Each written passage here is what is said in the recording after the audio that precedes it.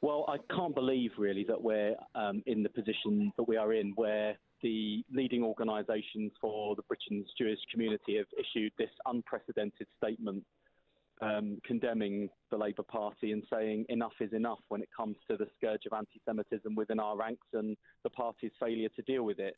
I have over many years protested against policies of Labour governments, whether Iraq, or I've organised protests against tuition fees during my days as a student leader. I never imagined that I would be attending, or in fact even that there could be a protest outside Parliament about our attitude to tackling racism. But that's where we have got to. I think I've seen the latest statement from Jeremy Corbyn this afternoon as well. Yet another statement saying we condemn anti-Semitism in all its forms. But I think people have had enough of words. They want to see action. It's by our actions as a party that we will be judged. Corbyn's a funny old thing, isn't he? Because the accusation is he's so ideologically fixed within a far left world that he is instinctively hostile to mainstream Jewish communities. Is there any fairness to that? Well, I agree with every single word of the statement put out by the Board of Deputies for British Jews and the Jewish Leadership Council, and I do think that when it comes to tackling anti-Semitism, that Jeremy Corbyn has a serious blind spot. And my frustration is that this has been raised with him on so many occasions, not just publicly but privately, by Jewish community leaders, by Labour MPs and peers.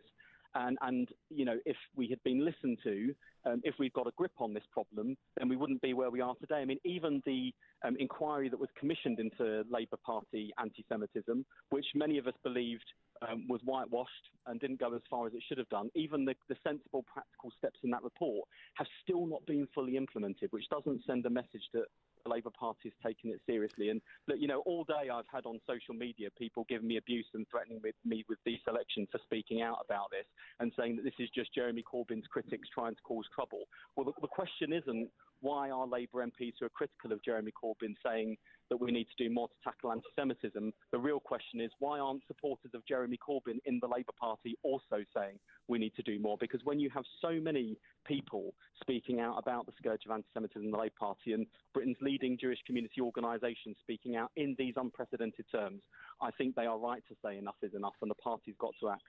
Well, Mr Corbyn has said something today, and here's Ian Saville, who's a committee member of Jewish Voice for Labour, and you strongly, Ian, believe that Mr Corbyn is not anti-Semitic. Yes, I'm convinced that Jeremy Corbyn is not anti-Semitic. The Jewish, to go back on your first question to Wes, yes, I am Jewish. The organisations that have put together this Enough is Enough letter don't represent me and don't represent a majority of Jews, or they at least I can certainly say there is a very significant minority of Jews who don't agree with what the Board of Deputies and the Jewish Leadership Council are saying. As we know, if you have two Jews, you have three opinions, and the Jewish community is a diverse community with a lot of different opinions, and I do not think that the Labour Party, of which I'm a member, I don't believe that it is institutionally racist, institutionally anti-Semitic. Except, Ian, it's taken him too long to speak out on this, hasn't it? Well, are you talking about any specific thing? You're talking about... I'm just coming out and saying that he's not anti-Semitic. Well, he has said many times that he's not anti-Semitic. All right, okay. Jonathan Goldstein's chairman of the Jewish Leadership Council, and he said the community had had enough of being ignored by Mr Corbyn. He's saying, this is the first time in my lifetime the Jewish community has felt the need to take to the streets, which they're doing at this moment, to campaign against the leader of a major political party. Rightly or wrongly, Jeremy Corbyn is now the figurehead for an anti-Semitic political culture based upon obsessive hatred of Israel. Well, I would respectfully say to Mr Goldstein that he does not represent me. And when he says the Jewish community thinks this or that, Jews in Britain need the Labour Party to be in power. We need social justice. We need fairness. Our people are suffering with everybody else.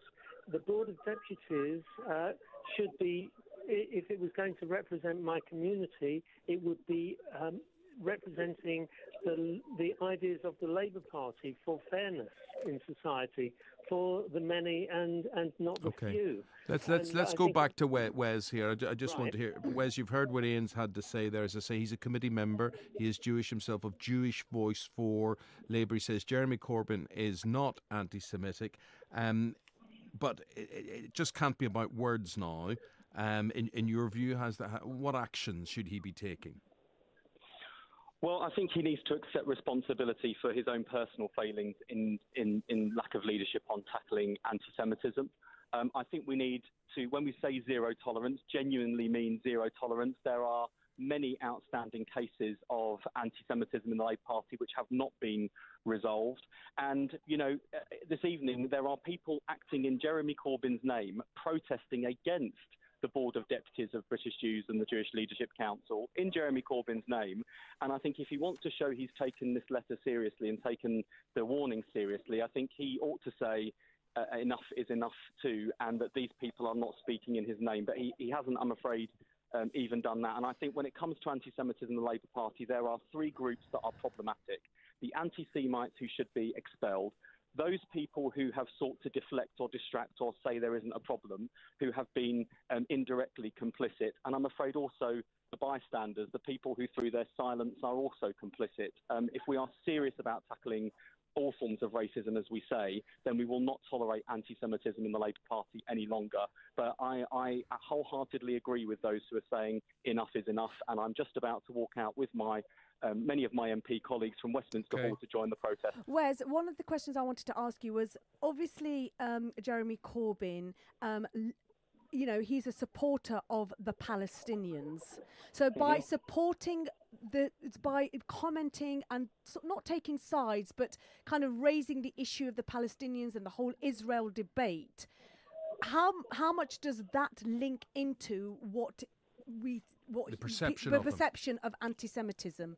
It doesn't. I mean, I have, as a Member of Parliament, criticised the Israeli government on many occasions for illegal settlement expansion, the treatment of child detainees, the military court system. I have demonstrated through my own criticisms of the Israeli government that it is perfectly possible to criticise Israel without being a massive racist. What we see on too many occasions, I'm afraid, are criticisms of Israel spilling over into the same classic anti-Semitic tropes about Jewish money, Jewish power, Jewish influence. Even today, I have people on my Twitter feed saying that I have taken the Israeli coin as a supporter of Labour Friends of Israel. I'm also a supporter of Labour Friends of Palestine, by the way. I think this is one of the most complicated and intractable conflicts in the world, and we do the Palestinians a disservice if our rhetoric, our language, our actions and our imagery spill over from legitimate criticisms of the Israeli government into what I would describe as the modern, pernicious anti-Semitism disguising itself under the cloak of anti-Zionism. Well, Wes, we'll leave you to join the demonstration. Thank you very much for your comments there. Ian, final word to you. Well, I'm not sure what Wes was saying about our group and whether we fall into any of those categories that he's talking about. Jewish Voice for Labour is an organisation for Jewish people within the Labour Party. We have diverse views. If people want to go to Parliament and express support for Jeremy Corbyn, I hope that nobody's going to say that that should not be allowed. It's not nobody that I would support would be going to express anti-Semitic ideas. And of course, we oppose anti-Semitism wherever we see it. We oppose also all forms of racism, and particularly as Jewish people, we oppose anti-Semitism. But this is not the way to do this. I think of all the parties, the Labour Party is the one party that has actually set up, as was acknowledged, has set up a commission to investigate anti-Semitism.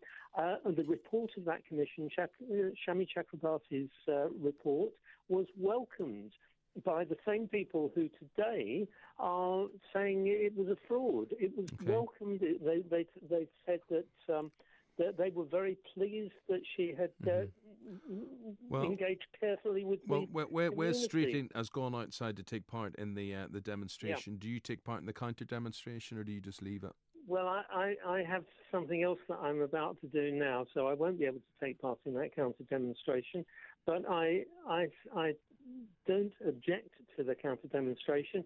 And, of course, you know, the freedom of assembly and freedom of expression is an important thing, of course, as long as people are not expressing hate or going into violence. There must be an opportunity for people to express a countervailing view. Thank you. And for Jewish people particularly to express a countervailing view, which very often the people on our side of the argument don't get to make that point of view. So I'm very glad to have been able to express it.